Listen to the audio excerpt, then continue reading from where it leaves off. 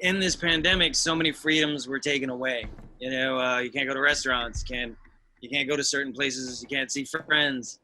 Just being able to get on my motorcycle and go for a ride, you know, it gives you a sense of freedom. It's you on a road and you get to connect to nature and you get to see people and things. And so it's kind of helped me stay sane a little bit. You have 5 senses, right? And when you're riding that bike, it's like you're using all of them. You're on that road and you're feeling the wind. You could smell like restaurants cooking, or you could smell nature, or you could smell the hot desert air. You're using your eyes, your ears, your nose. You know, sometimes you get bugs in your teeth. You're tasting some things. You're using all your senses. And so it makes you feel really alive. There's a cool park called Griffith Park, and it's a nice windy road. And sometimes I'll put my daughters on the back, and they love to go for a ride through the park. There's no traffic through there, so I feel pretty safe. You know, I have a headset so we can talk, and it's just really beautiful to see out, watch things, and taking the scenery and nature, and at the same time bonding with my daughters going for a ride. My first bike was a Kawasaki Ninja. It was a small bike. It was a 250. I was like 18 or 19 when I first got my first motorcycle. I was really surprised that my parents actually let me get one.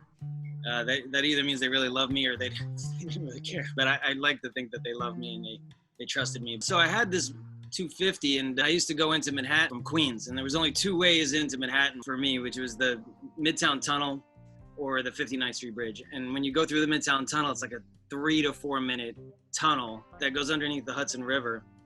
And it literally is like you're just sucking up exhaust for like 2 to 3, 4 minutes. So I was like, I had to hold my breath for most of the time and take a big gasp of air and then just go.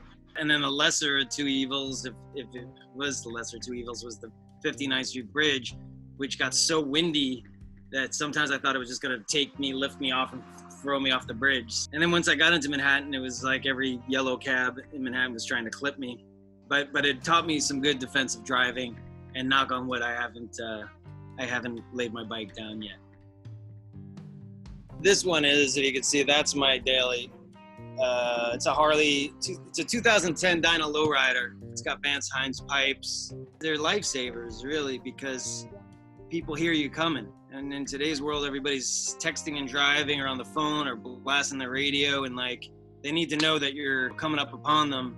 Otherwise, a little swerve to the right or left means, you know, the difference between whether you get to go home or not.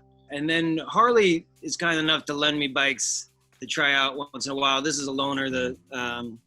It's a Fat Bob, a 220 Fat Bob. Last week they let me borrow a Live Wire. It was their new electric bike, and I honestly thought, you know, I'm not gonna love the electric bikes because there's something about having an engine underneath you, and I was very, very skeptical.